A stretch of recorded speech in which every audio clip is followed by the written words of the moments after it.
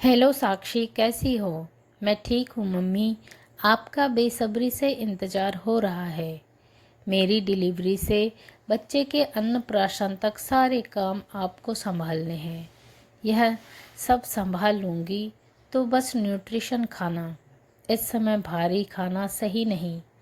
हाँ मम्मी, मंगला बुआ भी ढेर सारी हिदायतें दे गई है। आई थी क्या? हाँ, परसों ही तो आई थी। आपको फ़ोन नहीं किया क्या उन्होंने? कह रही थी कि आपसे बात करेंगी। काफ़ी दिनों से फ़ोन नहीं आया। अच्छा, अभी तक तो नहीं आया। जाने कैसे झूठ उसके मुंह से निकल आया। सच तो यह था कि कल सुबह जीजी की 2 मिस्ड कॉल देखकर भी उसने उन्हें फ़ोन नहीं किया। पिछले कुछ समय से वह एक अटपटी सी खींच के तहत जीजी को नज़रअंदाज करने लगी है, जबकि पहले ऐसा नहीं था। मुनीश की बड़ी बहन और अपनी इकलौती ननंद मंगला जीजी से उनकी खूब बनती थी। पर इस साल कुछ ऐसा हुआ कि मन में जीजी के प्रति दुर्भाव भर गया। कारण किसी को बताती तो उसकी स्वयं की परिपक्वता पर प्रश्न चिन्ह लगता। खुद भी वह स्नेहमयी नंद के प्रति अपने कूढ़न वाले रवैये को का तुच्छ प्रदर्शन सही नहीं समझती। जीवन में अक्सर ऐसे अवसर आते हैं जब जरा सी बात पर अंतर्मन करीबी रिश्तों के प्रति उदासीनता ओढ़ लेता है। ऐसा अवसर तब आया जब मंगला जीजी उसके बेटे बहू के साथ उदयपुर आई और लॉकडाउन में फंस गई। मम्मी, मम्मी, हाँ हाँ। साक्षी की आवाज़ पर वह चौंकी। मम्मी, मूंग दाल के लड्डू बना लाना, ये कई बार याद कर चुके हैं। यह सुनकर ख्यालों को झटकती वह सचेत हुई। हाँ हाँ, ले आऊँगी। चलो अब फ़ोन रखती हूँ, मुझे बहुत काम है। जया ने बहू से कहा और फ़ोन रख दिया। आंखें मूंदकर सिर सिर सोफे पर टिकाया तो स्मृति पटल पर मंगला जीजी एक बार फिर छा गई। बड़ा मन करता है जया, कुछ दिन तुम लोगों के पास आकर रहूं। जीजी जब तब कहती तो वह बोलती, जयपुर से उदयपुर है ही कितनी दूर। जब भी शौर्य साक्षी यहाँ आए उनकी कार में बैठकर चली आओ। एक ही शहर में रहने का इतना फ़ायदा तो भतीजे से उठाओ। होली के बाद शौर्य साक्षी के उदयपुर आने का कार्यक्रम बना है। यह जीजी को पता चला तो वे भी साथ चलने को तैयार हो गई। शौर्य साक्षी अपने साथ अपनी मंगला बुआ को भी उदयपुर ले आए। उदयपुर आकर सब बहुत खुश थे, पर 3 से 4 दिनों में सबको कोरोना को लेकर तनाव होने लगा। अनिश्चितता के माहौल में वे सब अब वापस जाने का निर्णय लेते। उससे पहले ही लॉकडाउन की घोषणा हो गई, जो जहाँ था वहीं थम गया। अपनों के बीच यह सोचकर सब संतुष्ट थे। साक्षी शौर्य का ऑफिस वर्क फ्रॉम होम में तब्दील हो गया।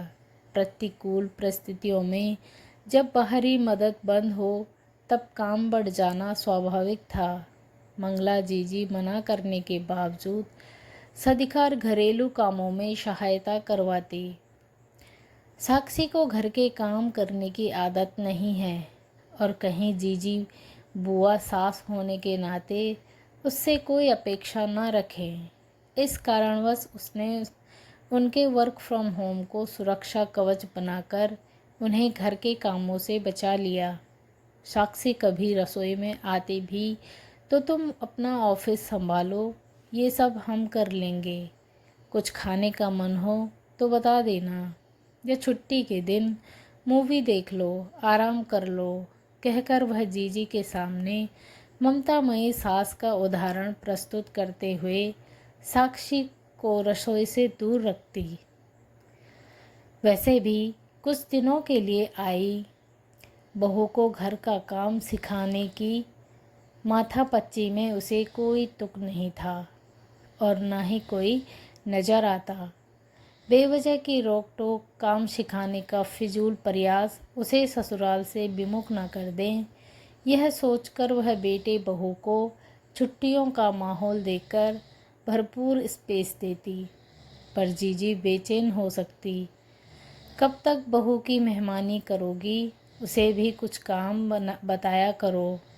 ऐसा नहीं था कि साक्षी हाथ बटाने का प्रयास नहीं करती, पर वह स्वयं ही उसके अनभ्यस्त धीमे चलते हाथों को देखकर ऊब जाती और स्वयं काम ओढ़ लेती। वह जानती थी कि लैपटॉप पर थिरकती उंगलियां घरेलू काम करने में निरी अनाड़ी है। साक्षी और शौर्य अपने कलीग्स के लॉकडाउन की संघर्ष बयानी करते और अपने भाग्य पर अधाते नहीं थकते। मम्मी, हम जयपुर में होते तो हमारा क्या होता। अच्छा हुआ जो यहाँ आपके पास आ गए। उन दोनों के मुंह से कुछ ऐसा सुनकर उसका मन मयूर नाच उठता। सच तो यह था कि काम बढ़ जाने के बावजूद बेटे बहू के साथ रहने का संतोष अंतर मन को भिगो देता। शौर्य की शादी के बाद यह पहला मौका था जब दोनों उनके साथ इतने दिनों तक रहे थे। ऐसे में वह किसी ऐसे कारण को जन्म देना नहीं चाहती थी जिससे बच्चों में अपने घर जाने की लालसा जगे। कुछ दिन तो मज़े से रही, फिर इनको भी अपने बेटे बहू और पोते से मिलने की चाहत शुरू हो गई। यह लॉकडाउन कब खुलेगा, वे बेचैनी भरे स्वर में कहने लगी थी। उधर कोरोना को लेकर स्थिति फिर प्रतिदिन बिगड़ती जा रही थी। तीसरे लॉकडाउन के आते जाते जब थोड़ी ढील मिली, तब एक दिन शौर्य बोला, मम्मी, बुआ कई बार पूछ चुकी है कि कब चलेंगे। मेरे ख्याल से हमें अब जाने के बारे में सोचना चाहिए। यह सुनकर ना चाहते हुए भी उसके मुंह से निकला, उन्हें लाकर तो मुसीबत मोल ले ली। न खुद चैन से रहेंगी न रहने देगी। पहले यहाँ आने की को बेचैन थी, अब यहाँ रहने का मौका मिला है तो जाने को छटपटा रही है। अरे इतने दिनों का सोचकर थोड़े आई होंगी।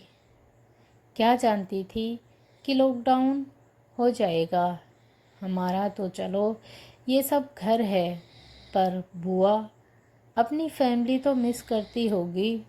अब जो भी हो, तुम्हारा वर्क फ्रॉम होम है, फिर ऐसे माहौल में वहाँ जाने का क्या खुद भी परेशान रहोगे, हमें भी चिंता में डालोगे।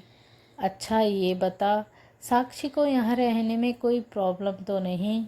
अरे नहीं मम्मी, ऐसी कोई बात नहीं है, उसकी तो ऐसी है यहाँ। तो फिर ठीक है, जब तक तुम दोनों का ऑफिस का काम घर से चल रहा है यहीं रहो। रही बात जीजी की, तो उन्हें जयपुर भिजवाने का कोई इंतज़ाम कर लेंगे। अच्छा नहीं लगेगा मम्मी, हमारे साथ आई है तो साथ ही जाएगी। शौर्य को जीजी के पक्ष में खड़ा देख वह झुंझलाई। वहाँ साक्षी बिना मेड के संभाल पाएगी घर। हम दोनों मिलकर मैनेज करेंगे। ज़रूरत क्या है मैनेज करने की, यहाँ बना बनाया खाना मिल रहा है, उसकी थोड़ी कदर कर लो। उसकी आदेशात्मक झिड़की सुन शौर्य चुप हो गया। जया को जीजी की बेचैनी अब खटकने लगी थी। उसे लगने लगा था कि उसके और बच्चों के बीच जीजी आ रही है।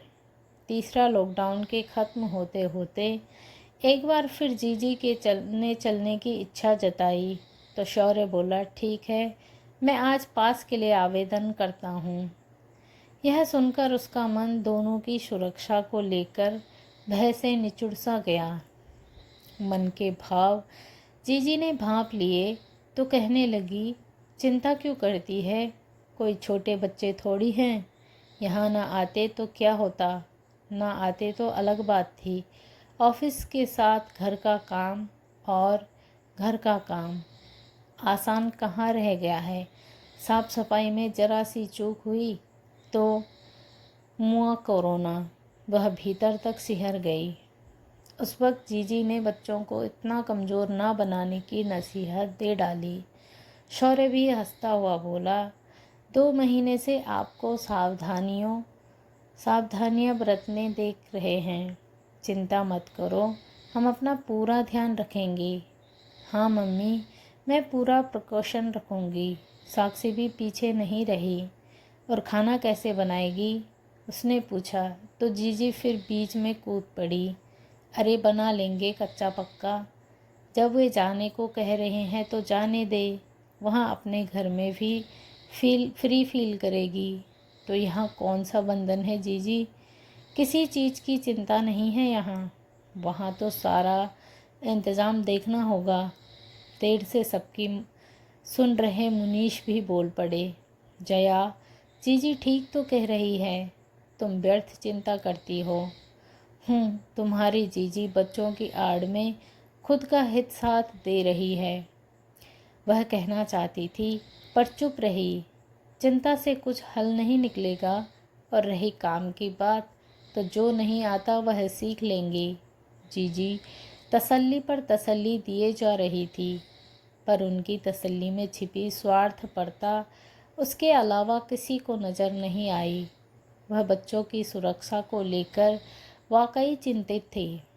जीजी न होती तो वह जिद करके बच्चों को कैसे भी रोक लेती।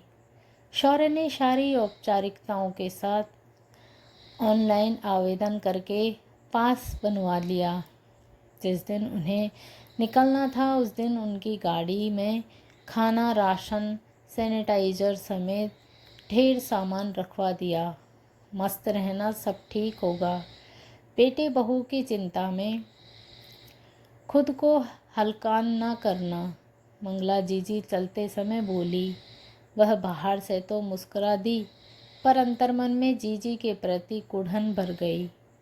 जयपुर पहुंचकर शौर्य साक्षी के लिए बिना मदद के घर गृहस्थी संभालना वाकई टेढ़ी खीर साबित हुआ। वह भी उन्हें लेकर बहुत परेशान रही। फिर हफ्ते भर बाद शौर्य ने बताया कि एक मेड मैनेज कर ली है। वह उनकी सोसाइटी में ही किसी बाल बच्चेदार महिला के साथ रहती है। स्पेशल रिक्वेस्ट पर उनका काम कर जाती है। सुनकर उसे चैन आया। करीब 4 से 5 महीने बाद उसे साक्षी की प्रेगनेंसी की खुशखबरी मिली। मुनीस भी इस बीच रिटायर हो गए।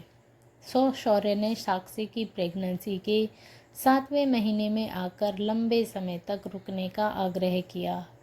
इस बीच फ़ोन पर ही हिदायतों और कुशल क्षेम का आदान प्रदान होता रहा। अब 2 दिन बाद वह बेटे बहू से मिलेगी। घर में नन्हा मेहमान आएगा, यह सोचकर वह मुस्कुरा पड़ी। अरे यूँ आंखें मूंदे काहे मुस्कुरा रही हो? कुछ मुझे भी बताओ। मुनीश ने उसे टोका तो वह बोली, पोता पोती वाले हो गए हैं। यही सलोना स्वप्न देख रही थी। तुम्हारा सपना अब 2-2.5 महीने में फलीभूत होने वाला है। बाजार से कुछ मंगवाना हो तो बताओ। यह सुनकर एक लंबी लिस्ट उसने मुनीश को पकड़ा दी। 2 दिन तैयारी में कैसे बीत गए पता ही नहीं चला। उदयपुर से जयपुर पहुँचते पहुँचते रात हो गई थी। शौर्य और साक्षी उनका बेसब्री से इंतज़ार कर रहे थे। रात का खाना सबने साथ खाया। डिनर में मुनीश की पसंद की खीर और जया की मनपसंद पूरन पोली बनाई गई थी। तुम्हारी मेड तो बहुत अच्छा खाना बनाती है, जया ने कहा। तो शौर्य और साक्षी एक दूसरे को देखकर मुस्कुरा दिए। दूसरे दिन इतवार था। छुट्टी के दिन सुबह सुबह उठकर बच्चों को डिस्टर्ब क्यों करूं, यह सोचकर वह देर तक लेटी रही। अंदर से खटपट की धीमी धीमी आवाज़ें आने लगी थी। सुबह से 2-3 बार कॉल बेल भी बज चुकी थी, पर वह उठी नहीं। आंखें मूंदे वह देर तक सोती जागती रही कि तभी मुनीस ने उसे हिलाया। अरे देखो जरा, ये शौर्य पोछा क्यों लगा रहा है? यह सुनकर उसकी नींद उड़ गई। फुर्ती से उठकर बेडरूम का दरवाज़ा खोला तो सामने हॉल में खड़ा शौर्य पोछे का पानी बकेट में निचोड़ता दिखा।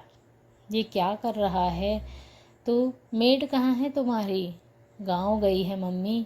साक्षी की कंडीशन नहीं है, नहीं तो पोछा लगाने की, इसलिए मजबूरी, शौर्य ने हंसकर कहा। तो साक्षी ने भी सफाई दी। मम्मी, वह आज शाम तक आ जाएगी। दरअसल उसके भतीजे की शादी थी, इसलिए वह अपने गांव गई है। तो बेटा किसी और को रख लेती।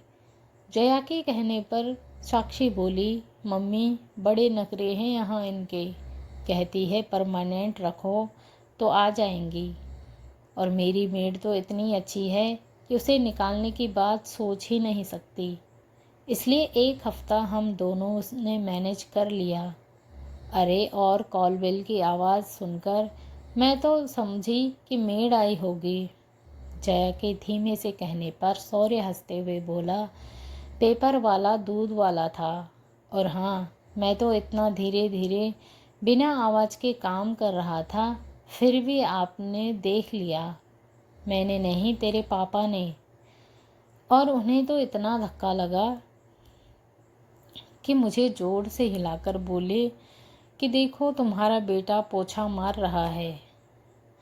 नाटकीय अंदाज में शौर्य की फिरकी लेती जया इस बार जोर से हंस पड़ी। तो मुनीस अचकचाकर सफाई देते हुए बोले, अरे इतना भी बड़ा चढ़ाकर मत कहो, वो तो मैंने इसे कभी काम करते देखा नहीं, तो थोड़ा चक्कर में पड़ गया। पापा, लॉकडाउन ने हमें सब कुछ सिखा दिया, सही मायने में हमें आत्मनिर्भर बना दिया। हाँ मम्मी, पर लॉकडाउन में पोछा मैंने लगाया है, शौर्य तो झाड़ू लगाते थे, साक्षी बोली। तो शौर्य भी पीछे नहीं रहा। झाड़ू लगाने में इसे गर्मी लगती थी और पोछे में इसका वर्कआउट हो जाता। अच्छा मम्मी, आज मैं पोहे और ढोकले बना रही हूँ, साक्षी ने चाय का कप जया को पकड़ाते हुए कहा। तो वह विस्मय से बोली, कौन? तुम बनाओगी? लो, कल तो खीर और पूरन पोली इतने स्वाद से खाई, शौर्य ने मुस्कुराकर कहा। जया का मुंह हैरानी से खुला रह गया। वैसे मेरी मेड बहुत अच्छा खाना बनाती है, पर कल रात का खाना मैंने बनाया था। जया के गले में गलवलियां डालते हुए साक्षी ने कहा। तो जया भावुक हो बोली, कब सीखा खाना बनाना? लॉकडाउन में के दौरान। पर लॉकडाउन में तो मेड आती थी ना। कहा मम्मी, वो तो आपसे झूठ बोला था। हम लोग यहाँ आ तो गए, पर 2 दिन में ही घर का सारा काम करने में हालत ख़राब हो गई थी। आपका फ़ोन आता और हम अपना दुखड़ा रोते, तो आप हमसे भी ज़्यादा दुखी परेशान हो जाती थी। इसलिए झूठ कह दिया कि मेड आने लगी है, जबकि सच यही था कि रो धोकर सारा काम खुद ही करना पड़ा। उन दिनों फ्रेंड्स इंस्टाग्राम में खाने की नई नई डिशेस डाल रहे थे, तो हमने भी यूट्यूब देखकर ट्राई किया। पहले तो खूब ख़राब बनाया, कभी जला तो कभी कच्चा खाया, फिर ठीक ठाक बनने लगा।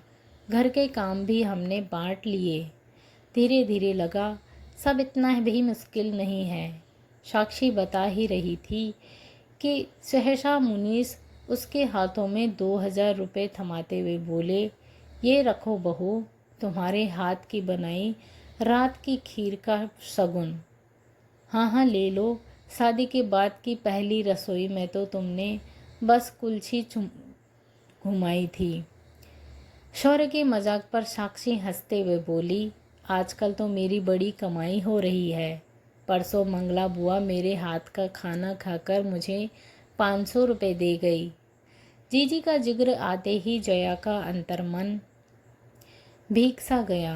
लगा वे बोल रही हैं, तेरी बहू तो बड़ी कामकाजी हो गई है, यही बताने के लिए फ़ोन किया था। तूने तो उठाया ही नहीं, पर हम लोग पहुंच गए हैं। जरा जीजी को बता तो दें, कहते हुए जया ने मोबाइल हाथ में लिया कि तभी शौर्य बोला, वैसे शगुन तो मुझे भी मिलना चाहिए, मैं भी तो कामकाजी हो गया हूँ। यह सुनकर जया नेह से उसको निहारती हुई बोली, मंगला जीजी से ज़रा बात कर ले, तब तक तू सोच ले तुझे शगुन में क्या चाहिए। दोस्तों, आशा करती हूँ आपको स्टोरी पसंद आई होगी। तो मिलते हैं नेक्स्ट स्टोरी में। तब तक के लिए चैनल को ज़रूर सब्सक्राइब कीजिए, करना ना भूलें, और स्टोरी को लाइक शेयर ज़रूर कीजिए। धन्यवाद। Thanks for watching.